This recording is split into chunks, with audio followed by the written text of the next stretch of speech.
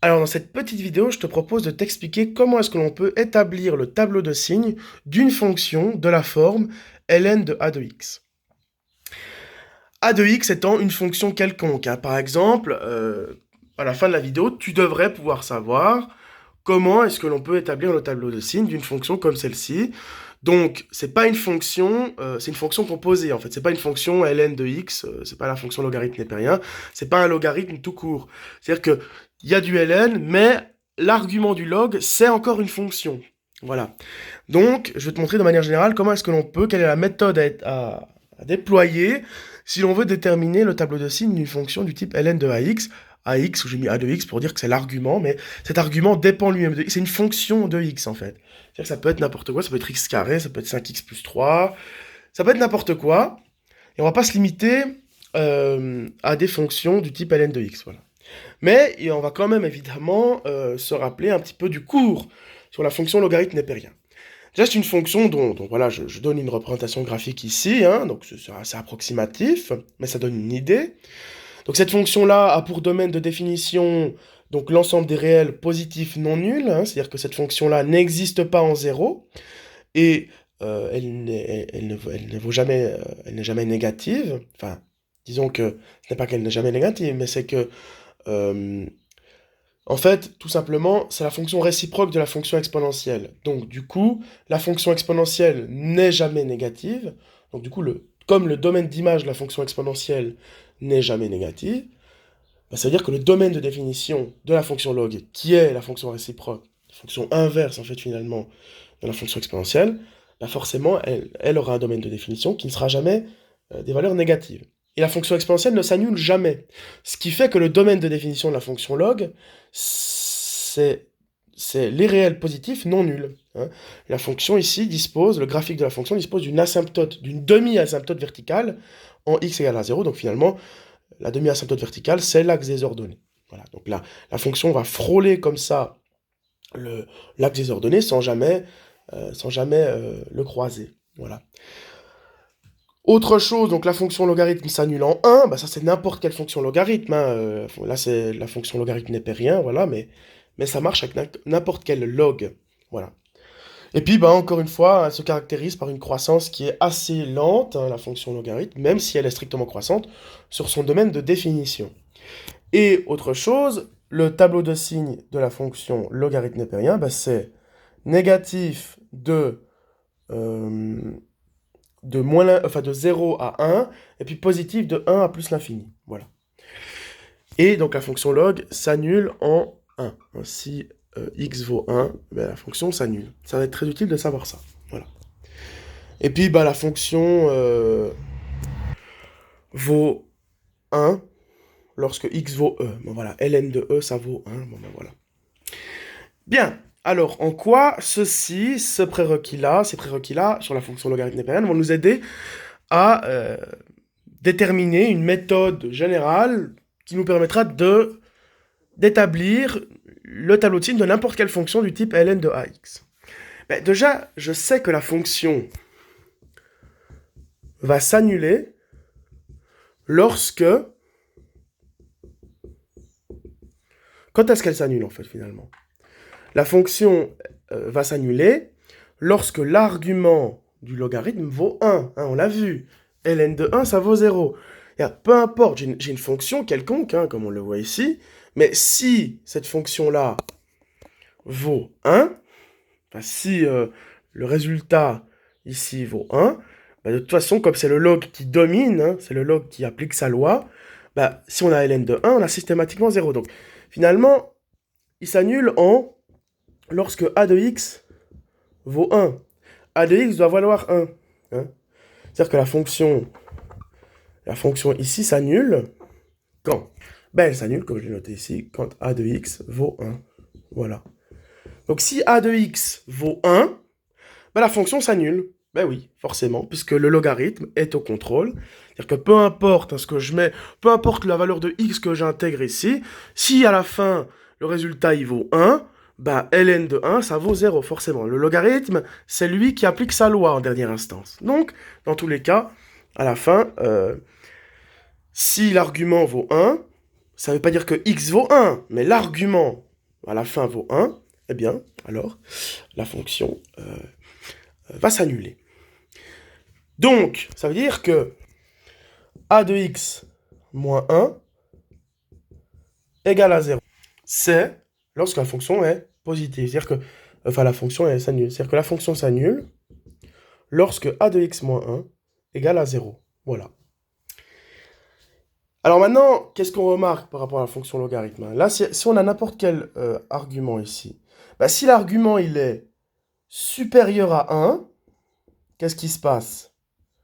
Bah, si l'argument il est supérieur à 1, on voit que la fonction, elle sera positive. Bah oui, parce qu'en tous les cas, on l'a vu, hein, ça marche, ça marche dans l'autre sens. Hein. Si, si on veut que la fonction soit positive, alors il faut que l'argument soit supérieur à 1. Et pareil, hein, si on veut que ce soit négative, ben, il faut que l'argument soit inférieur à 1. Donc voilà. Donc c'est assez simple finalement. Si l'argument est inférieur à 1, la fonction est négative, puisque on a dit, hein, c'est le log qui de toute façon en dernière instance va imposer ses règles, imposer ses propriétés, et si ce qu'on a à l'intérieur, c'est plus petit que 1, forcément, le log, hein, il a sa loi, ben, il va donner une valeur négative. Et puis, au contraire, si on a effectivement une valeur qui est plus grande que 1, eh bien la fonction sera positive. Voilà. C'est pour ça que c'est bien de connaître un peu comment se comporte la fonction ln. Donc, maintenant, on va voir une petite application. J'ai la fonction f d'équation f de x égale à ln de x carré moins x moins 2. Déjà, avant toute chose, il est primordial de déterminer le domaine de définition d'une telle fonction. Hein. Le logarithme, on l'a vu, c'est une fonction qui n'existe pas toujours. Hein. Il faut des conditions d'existence. Donc, quelles sont les conditions d'existence du log? Eh bien, on l'a on l'a dit en étudiant la fonction log. Hein. Il faut que l'argument soit positif. D'accord? Positif et non nul. Donc strictement positif. D'accord? Alors on a une inéquation ici du second degré. Comment est-ce qu'on résout une inéquation du second degré? Bon, bah, c'est assez simple.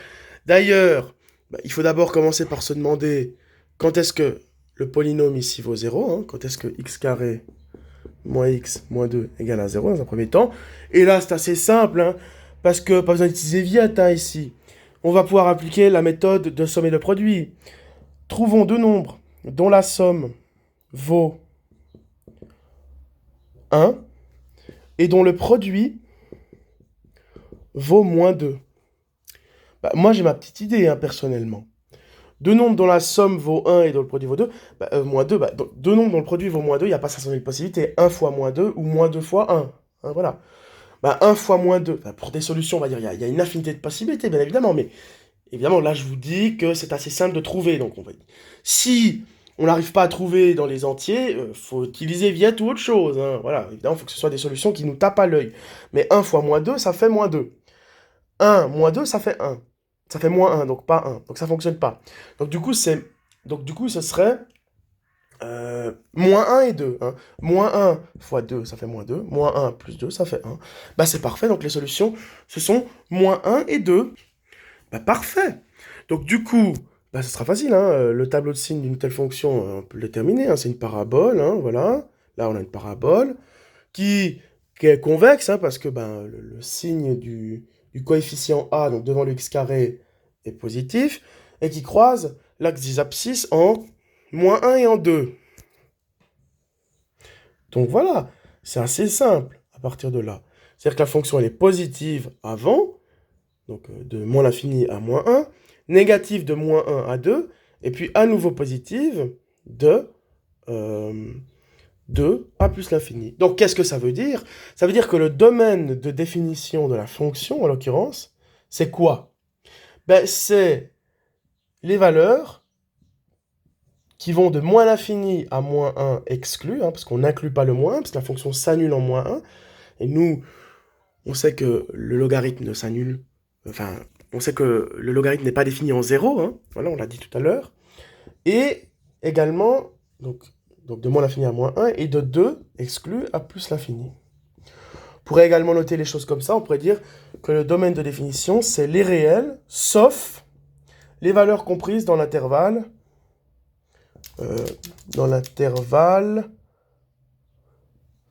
moins 1 à 2. Bon, alors du coup là je dois les inclure. Hein. Pourquoi je les inclus? Il faut faire gaffe à ça.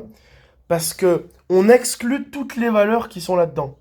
Mais on exclut aussi le moins 1 et le 2. Parce que si on met exclut moins 1 et 2, c'est-à-dire qu'on les exclut dans l'exclusion. C'est-à-dire que finalement, on les inclut. Alors que là, on les inclut dans l'exclusion. Et si on les inclut dans l'exclusion, ça veut dire qu'au final, on les exclut. Les moins 1 et les 2, on les exclut. Voilà, bon, voilà. Donc voilà, ça c'est pour le domaine de définition. Maintenant, le tableau de signes. Comment est-ce que l'on va faire? Bien, ce qu'on a dit, hein, il faut que la fonction logarithme, enfin une fonction, c'est une fonction quelconque du type ln de ax, elle s'annule quand? Ben, elle s'annule quand l'argument vaut 1. Tout simplement. Donc, elle s'annule quand x carré moins x moins 2 égale à 1. Autrement dit, quand x carré moins x moins 3 égale à 0. Et elle sera positive quand x carré moins x moins 3 est supérieur à 0. Et elle sera négative quand x carré moins x moins 3 est négative. Voilà. Tout simplement. Donc déjà, on va résoudre cette équation. Voilà, on va appliquer Viette. Hein, je vous le dis, ça va être difficile autrement. Donc, on calcule le delta. Hein, c'est b carré moins 4ac. Donc ici, ça fait moins 1 au carré moins 4 fois 1 fois moins 3. Ça nous fait donc 1 plus 12. Ça nous fait donc 13. Bien. Le delta est positif. Il y aura donc deux solutions. Calculons avec la formule de Viette. C'est moins b plus ou moins racine de delta sur 2a. Donc ça nous fait, b vaut moins 1, donc ça fait 1, plus ou moins racine de 13 sur 2. On va pouvoir laisser les choses comme ça. Voilà les deux solutions. Donc l'argument, le x carré moins x moins 3, ça veut dire quoi? C'est-à-dire que c'est une parabole convexe, encore une fois, qui s'annule en 1 moins racine de 13 sur 2 et en 1 plus racine de 13 sur 2, positive, donc négative et positive. Ça veut donc dire que la fonction est simplement... Non, ça veut dire que la fonction, quand elle sera positive... Parce qu'on a vu, quand... parce que ça, c'était quoi? Ça, c'était l'argument moins 1, voilà. Donc quand ça s'annule, c'est-à-dire que la fonction, elle s'annule. Quand c'est positif, c'est-à-dire que la fonction, à la fin, elle sera positive. Et quand c'est négatif, c'est-à-dire que la fonction, elle sera négative. Donc, très cool. Pouvoir mettre ça en évidence. Voilà, donc du coup, on étudie, donc là, on a le tableau de signes de la fonction, f de x, qu'on peut établir très facilement. Or, il faut juste mettre assez de colonnes ici, d'ailleurs, j'aurais peut-être pas assez de place. Parce qu'il faut rajouter des colonnes. Il faut des colonnes pour les zéros, et puis pour les zéros, et puis pour les valeurs exclues, qui sont moins 1 et 2, Voilà. Donc du coup, on aura à rajouter ici 4 colonnes. Voilà. Donc, on aura, la fonction, on sait qu'elle s'annule en 1 moins racine de 13 sur 2 et 1 plus racine de 13 sur 2. Donc, elle s'annule ici. On sait, alors, que la fonction n'existe pas de moins 1 à 2. Voilà, ça c'est important de le noter. Donc, la fonction ici, elle n'existe pas. Voilà. Donc, il faut bien le noter. C'est très moche. Voilà. Et puis, la fonction, on sait qu'elle est positive entre les 0 et puis négative à l'intérieur. Donc voilà, je n'ai pas besoin de mettre une colonne supplémentaire finalement. Voilà. Donc voilà, notre tableau de signes est le suivant. Voilà. Voilà comme on a terminé le tableau de signes de la fonction. Voilà. Puis la fonction, elle ressemble à peu près à ceci. Donc de manière générale, si l'on dispose d'une fonction f d'équation ln de ax, qu'est-ce qui se passe? Eh bien, la fonction s'annule lorsque a de x moins 1 égale à 0, tout simplement. Donc, ça, c'est la règle. Donc, quand a de x moins 1 est supérieur à 0, ça veut dire que la fonction sera positive. Et si a de x moins 1 est inférieur à 0, négative, ça veut dire que la fonction sera négative. Donc en étudiant le signe de a de x moins 1, on étudie directement le signe de la fonction ln.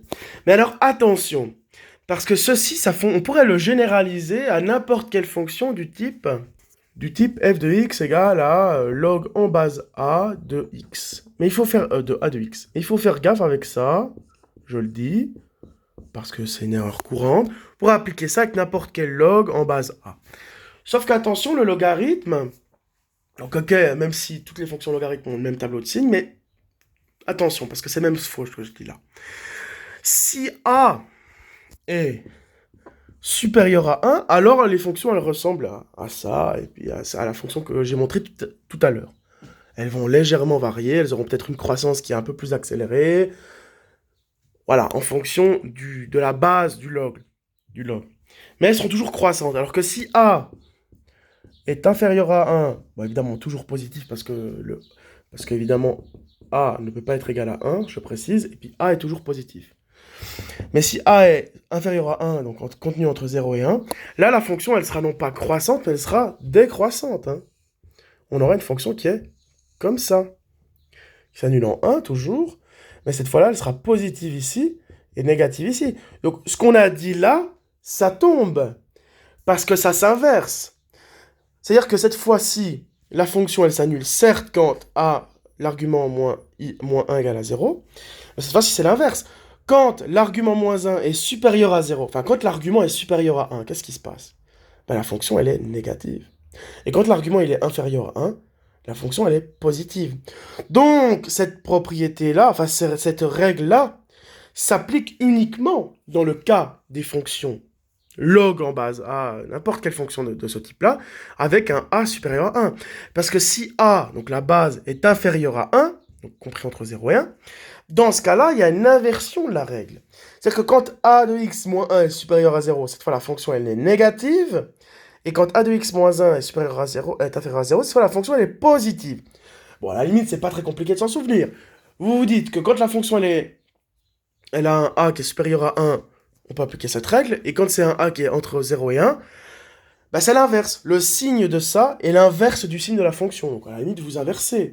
Mais en étudiant le signe de ça, vous avez quasiment, après vous faites juste une petite inversion, mais vous pouvez obtenir le signe de votre fonction.